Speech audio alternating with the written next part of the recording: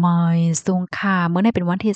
24เดือนธันวาคมที่7ปี2026ในตอนแรกค่ะสายหมอหอมมีข่าว3ตอนที่มาเปิ้นเผาค่ะอ่อนตั้งเปิ้นได้ก่อเข้ามาถมด้วยข่าวโหในลมหลวงพัดเอาก้าปิวขึ้นเหนือกลางหาวลงในเป็นกว่าที่เมืองแข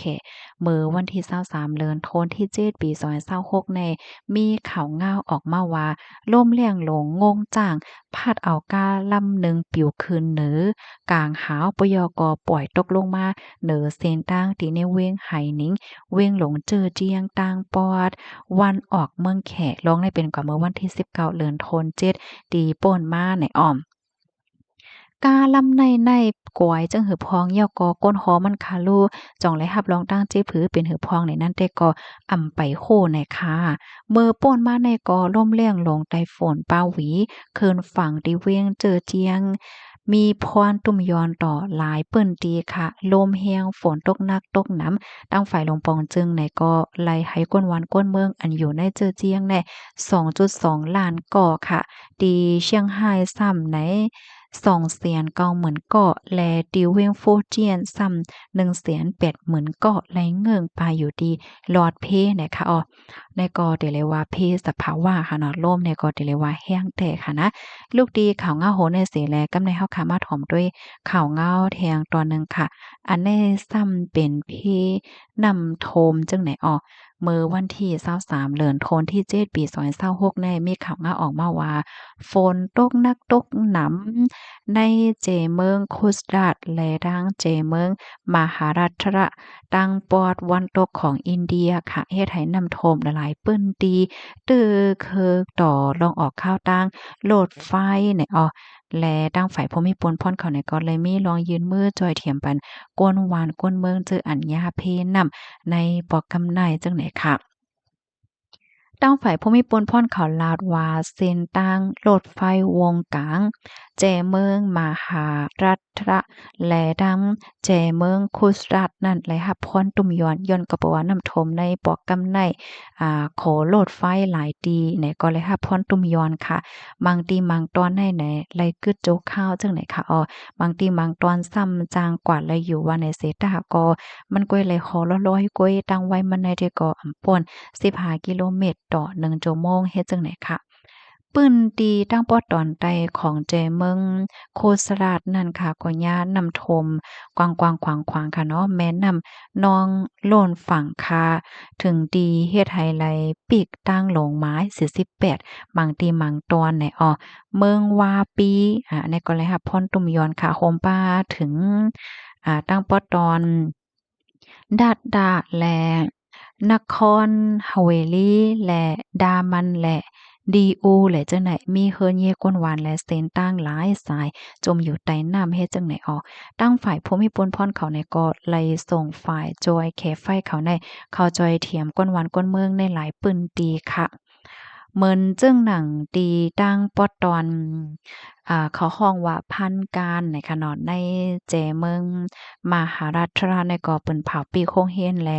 โรงเรียนจันทน์สูงคอเรกค่ะเนาะย้อนก็บอกว่าฝนตกน้ำแห้งหนาอาล้าไหนอ้ออยู่ที่ห้องการฝ่ายฟิงฟ้าราศีเมืองอินเดียเนี่ยก็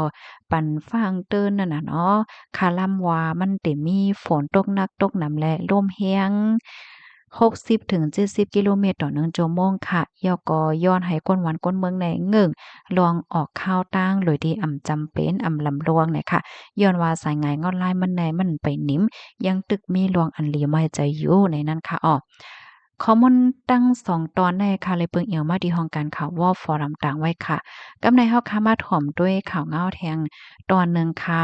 ก็ซึกก่อหารจอยเถียมปันป้อแม่พี่น้องก้นเมืองเนี่ยค่ะว่าเมื่อวันที่21เดือนธันวาคมที่7ปี2026เข้ายามกลางใน8โมงต่อถึงตามคำ4โมงนั้นก็ซึกก่อหารฝ่ายตับฝ่ายอุเปิงอันปักเศร้าในนาดีของการฝ่ายอุเปิงจะเวียงหมาย17 เมืองเหยียนไล่กว่าจอยเถียมซอมหน้าปันลุงสางปาหยุ่นวานลอกหลงวานสาหลงเจอเวียงหมาย17เมืองเหยียนเจดอนหมาย8เมืองใต้ปอดของในเยาค่ะหนึ่งคือป้อเตเป็นการกำจอยปอยพี่น้องก้นเมืองในปื้นดีอันหนึ่งนั่นเหมือนหนังการจอยเถียมปอยพี่น้องก้นเมือง การห่มร่มการป้ายอยู่หลีการเล่นเฮียงการพร้อมห่มการตอนเล่นขึ้นใหญ่การกูป้ายเจียมเจ้าไหนก็อยู่ดีปฏิเมซูนจึงได้ตับซื้อจึงได้ SPP SSA ก็อิงเหนือเงาลายในนาตีดีไหลตีนั้นปันเสียวก็เด็กคัดใจจอยเทียมกว่าหนังกาปองเป็นลายว่าจังไหนออกข้อมูลตอนในคาเลยเพึงอิงมาที่ห้องการข่าว SPP Info ต่างไว้ว่าจังไหนค่ะ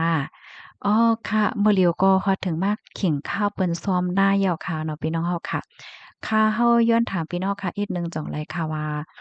หน้าในเปิ้นซ้อมใน1ปีเลย1ปอกจ่องแม่นค่ะมื้อเลียวเป็นข้าวซ้อมหน้าค่ะเนาะภะไหลโหดลาดปานไรค่ะนะเหย้าก็อันเปิ้นเฮ็ดให้อันเปิ้นเฮ็ดให้ในคาลูอันเปิ้นเฮ็ดให้และเปิ้นซ้อมหน้าในจ่องมั่นใจข้าวเหลียวกัน5และเจ้าเนี่ยเนาะอ่า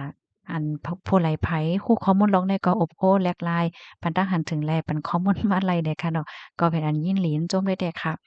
ข้าวใส่หมอหอมหันแคบหางอันได้ย่อเนาะอันแค่ย้อนปันฟังถึงบรรพี่น้องค่ะอันหนึงได้ก่อมือป่นมาในไล่หันห้องการฝ่ายป้ายอยู่หลีเขาเปิ้นก็ปั่นฟ้างค่ะนะว่าเบอร์พ้องที่เฮาคาได้ลงนำลงก่มเตาก่มในคณะเพราะว่าไฮหลีได้ก็ตื้อเป็นซอกดินโอดในอ้อย้อนก็เปอว่าเพราะว่าเฮาค้ำตื้อซอกดินโอดในจึงมันเดจังเฮ็ดให้เฮาคานั้นติดจับเจอแมงไหลมันมีจื้อแมงมันค่ะเอานะพี่น้องเฮาเขาที่อันถ่อมตาสีในเขตเดถ่อมแม่นย่าอยู่ค่ะเนาะเมื่อป่นมาป้อหึงสังในก้อยค่ะเฮาเนี่ยก็ยามเอามาปันฟังพี่น้องเฮาค่ะ ลองว่าเพราะว่าเฮาค้ำตื้อซอกดินเฮาเตานำเตาโกมเนี่ยจึงมันเดจังเฮ็ดให้เฮาคานั้นติดจับจื้อแมงตั้งเป็นไรเฮ็ดจังได๋คะอ้อน้อง ค่ะป้าอยู่ลีนแน่ก็แต่เลยว่าลำลองแลลองอย่าได้เต้เนี่ยค่ะปยออันไข่ปันฟางแทงเมื่อพ้องดีว่าฝนตกเนี่ยค่ะนะ